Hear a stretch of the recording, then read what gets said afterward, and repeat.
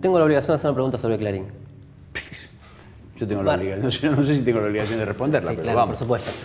No, Martín Siva, que escribió el libro, sé que lo habrás leído, dice que por primera vez durante los años kirchneristas, Clarín cambió su forma de hacer política e hizo un periodismo de guerra.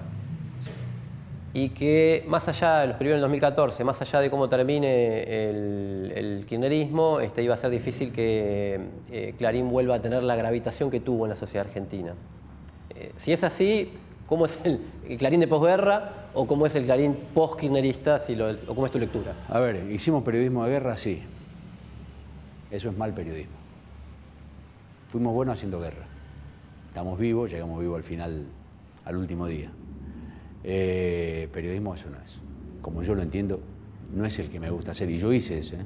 No le echo la culpa a nadie. Yo eran las circunstancias, hice cosas que en circunstancias normales por ahí no hubiese hecho en términos de qué posición tomás o de cierta cosa terminante. Fuimos no solo el medio, sino hubo un momento en que la guerra contra Clarín pasó a ser la guerra contra los periodistas. Ahí fue donde me parece que el gobierno de Kirchner, el kirchnerista, perdió con la guerra contra Clarín, porque los periodistas se involucraron personalmente. Qué definición que logró arrancarle Fernando Rosso a Julio Blanc en un reportaje que ha tenido una gran repercusión. ¿Qué tal, Fernando, director de Izquierda Diario y quien reporteaba a Julio Blanc? ¿Cómo te va, Chipi?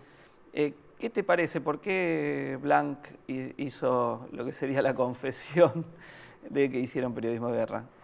Y, digamos, precisamente no lo sé, ¿no? Si quería hacer esa definición específicamente, porque después hubo un cruce y muchas discusiones alrededor de qué pasó con el mismo Julio Blanc dentro de Clarín y si fue dado de baja, digamos, de la conducción del diario o no.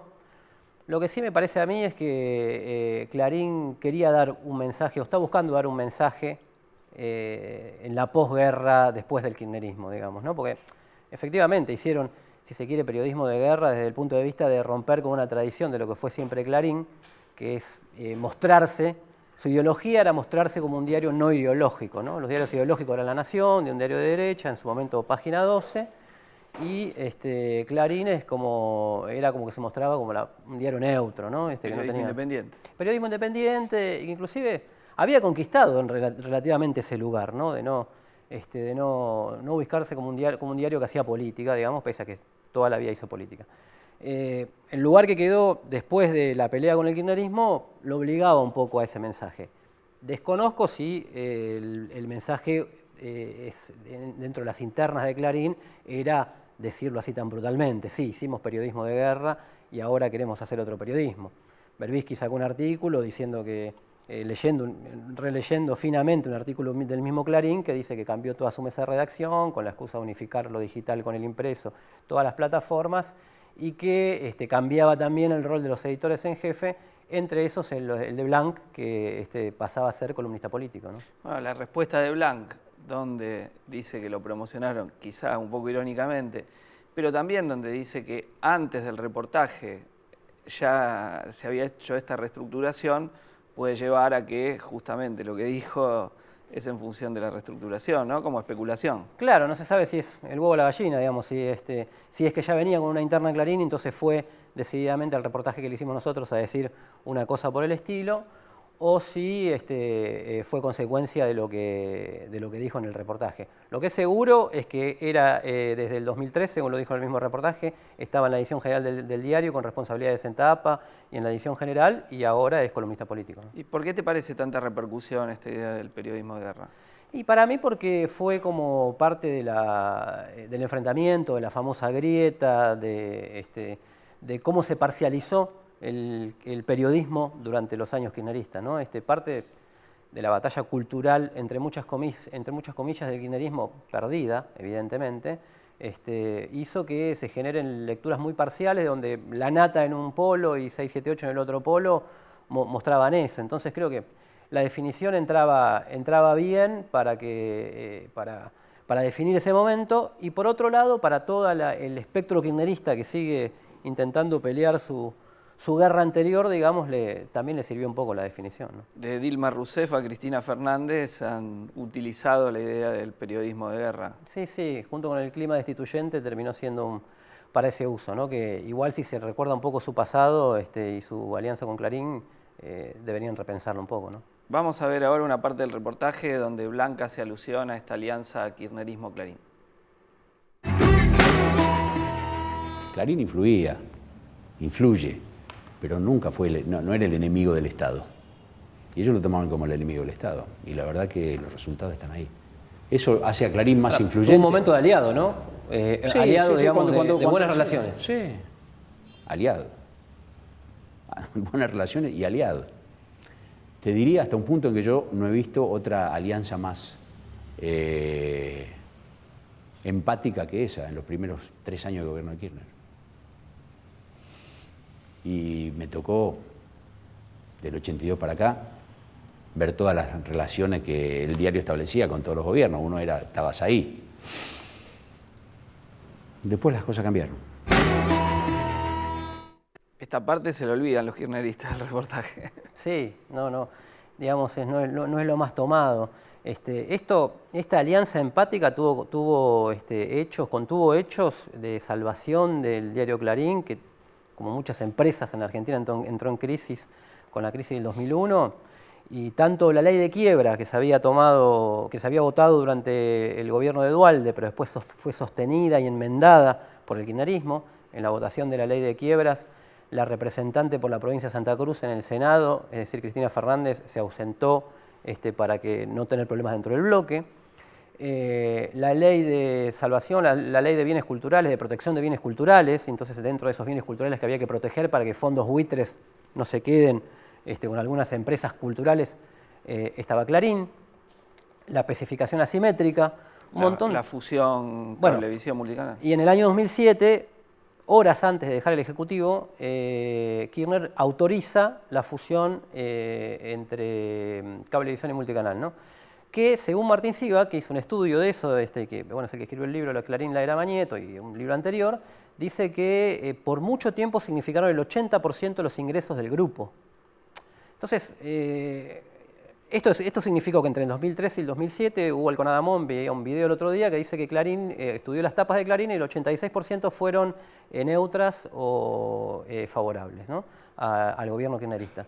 Entonces, si se toma después cómo se lo tomó como el enemigo público número 1, como el eje del mal, como donde estaba depositada toda la maldad de Clarín, que efectivamente trabajaba para sí mismo y trabajaba para los empresarios y trabajaba para sus intereses, digamos que en un principio, hablando en términos kirchneristas, se lo empoderó terriblemente a Clarín, como para que se lo califique mucho más como una guerra de divorcio que como una guerra en este sentido de periodismo de guerra, ¿no? Y no nos olvidemos la famosa etapa de la caminata de Kirchner-Labaña en Olivos, primicia de Clarín, el único diario que la publica después de la victoria de Cristina Fernández en la elección del 2007, creo que a comienzo del 2008, esa etapa que le da una primicia impresionante, ¿no? Sí, y bueno, las reuniones de propio Mañeto con Kirchner y sus relaciones bastante íntimas demostraban esa alianza, ¿no? Y veamos ahora lo que te decía respecto de las tapas de Clarín, cómo juegan y cómo influyen políticamente. Vos decís ahí que fue un error el título. Ahora me surgió la pregunta ahí, ¿un error que residía en qué? En no decir la verdad. Yo te digo una lectura que leía en lo de Martín Sivak. Él dice, en el libro de Martín Sivak, dice, cuando un medio se considera a sí mismo como un pilar de la gobernabilidad, puede, digamos, caer en estas cosas, ¿no? Puede haber tenido ese motor, porque una cosa era si Clarín, él dice, si se considera un pilar de la gobernabilidad, quiere decir que tiene que tener cuidado con las cosas que dice, digamos, y que en última instancia quería impedir una repetición de una crisis como la del 2001. Digo, una tapa, la policía asesinó a 2 jóvenes en el Puente Pueyrredón, tenía otro peso que esta tapa, ¿no? Sin duda. Ese diario yo lo tengo guardado en mi oficina porque es un tema que aparece cíclicamente. La tapa dice una cosa, adentro dice otra.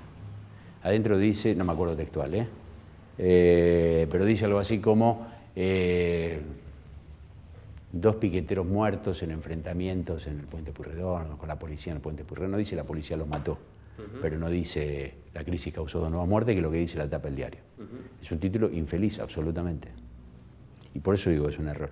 Es un título que escamotea la verdad, aún una verdad cuidadosa. Qué definición, ¿no? También interesante. Sí, se refiere a la crisis causó 2 nuevas muertes, ¿no? La etapa de Costec y Santillán. El asesinato de Costec y Santillán.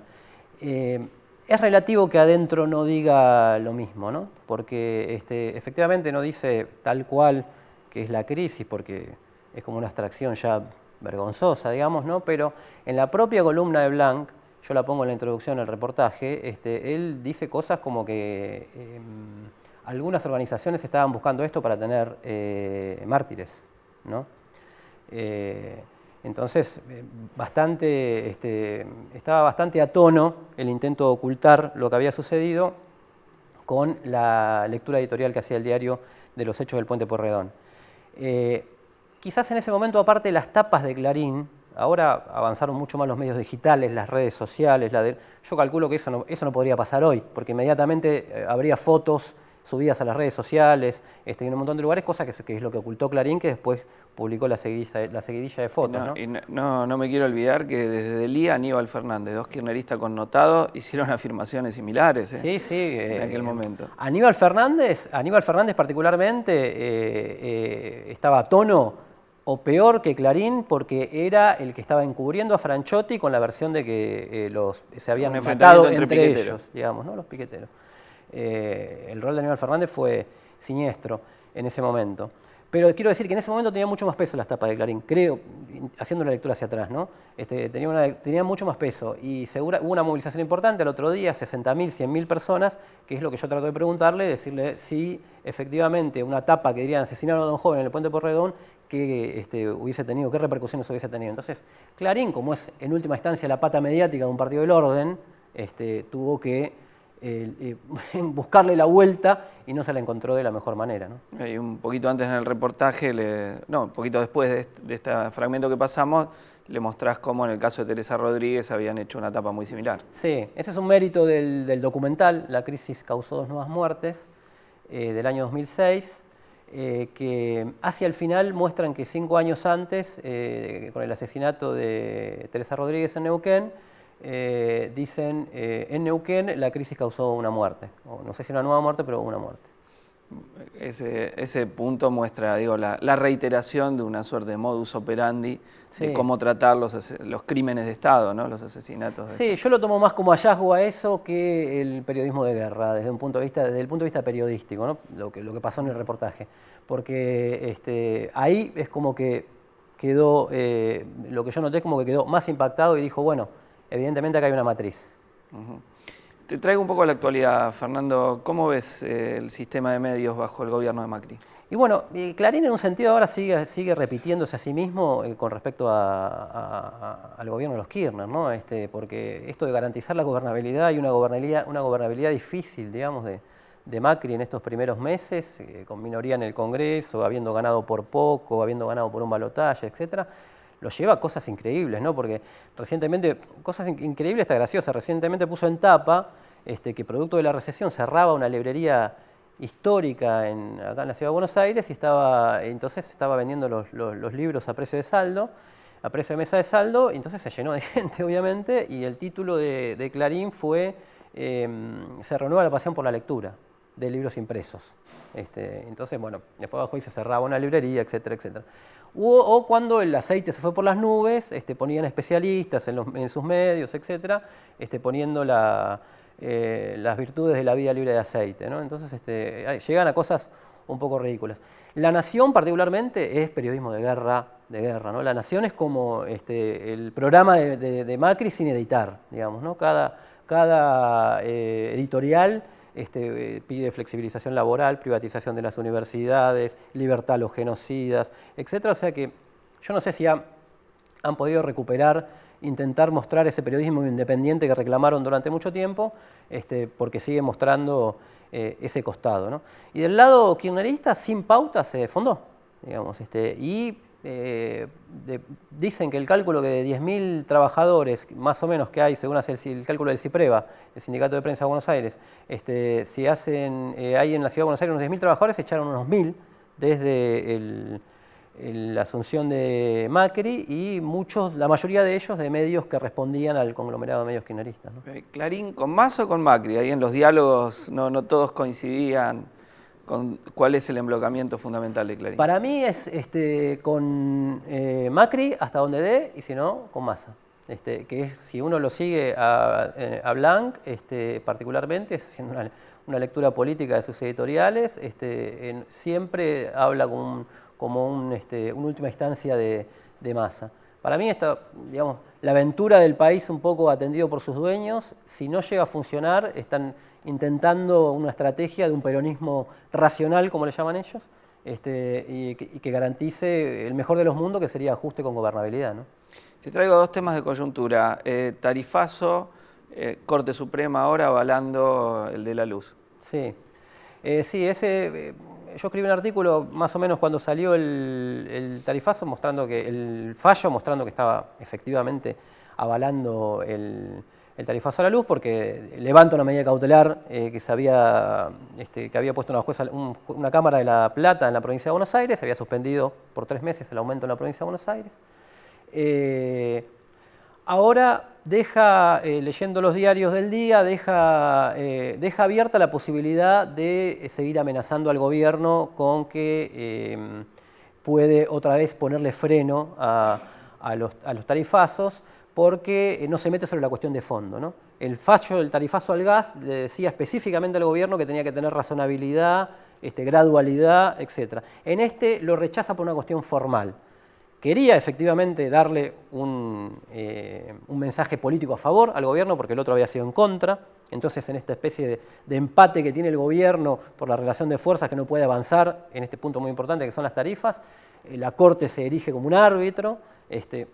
Lorenzetti siempre tuvo intereses políticos, ¿no? Entonces busca la forma legal como siempre. Primero busca la ubicación política y después busca la forma legal. Entonces, entre la forma legal rechazó digamos, la legitimidad de los demandantes. Entre esos, quizás la más entendible y que va acorde con los fallos de la Corte es que los diputados no se pueden erigir en representantes generales, es discutible, pero después el defensor del pueblo lo rechaza porque es interino, el que está cumpliendo ahora en la provincia de Buenos Aires el rol de la función de defensor del pueblo, y también rechaza el Club 12 de Octubre de Quilmes, también lo rechaza y le manda a decir al juez que vaya a ver si más o menos es parecido a todos los clubes de la provincia de Buenos Aires, ¿no? Si pertenece a algún colectivo similar.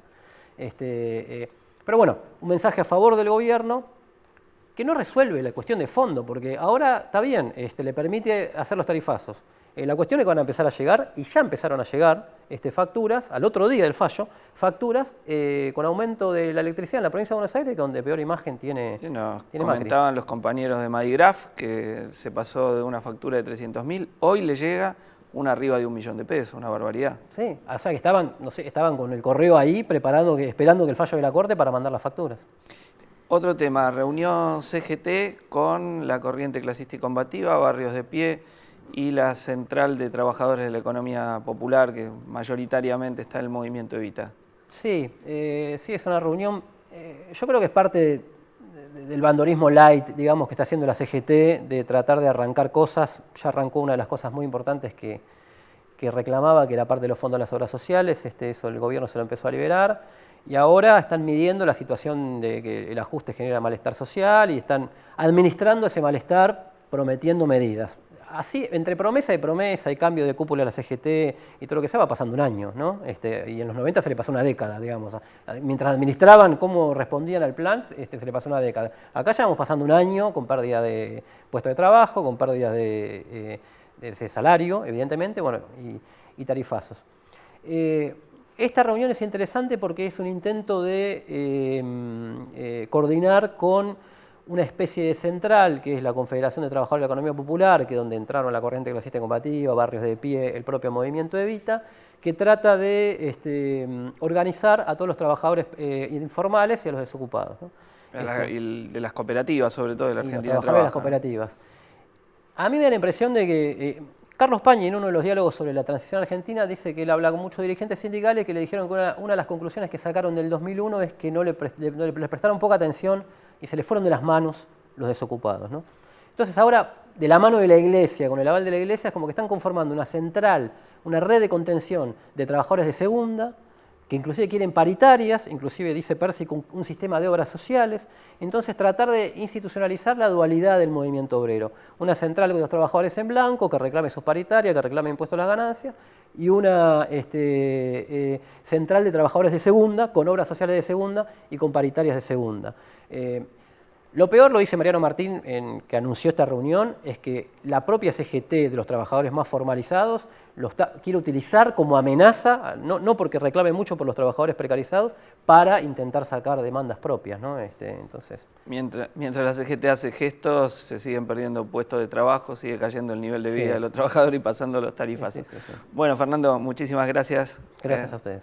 Seguimos con La Izquierda Diario TV.